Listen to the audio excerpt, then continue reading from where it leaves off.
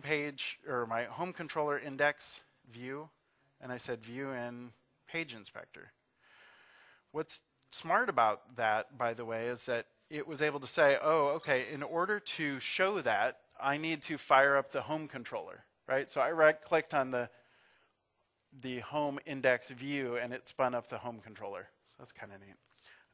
But then now I can go into this, and I can start inspecting. So this is the same, browser tools before, but notice when I'm picking stuff in the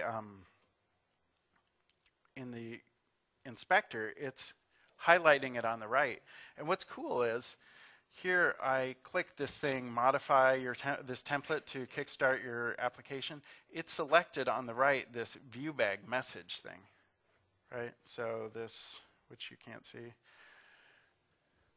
So I mean, it's a really kind of smart way of working with this.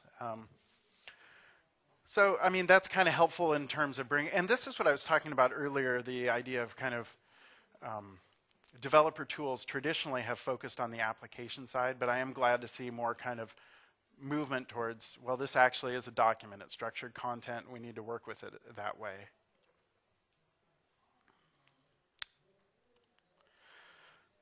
This got moved around.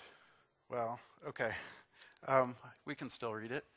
So some final things, just good things to keep in mind.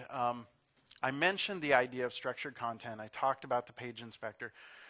I read some great comments on this on blog posts from going way back, and somebody said, the same way you would write a paper, the same way you would do scientific research, the same way you do anything you cared about, you work with an outline, So you say, here's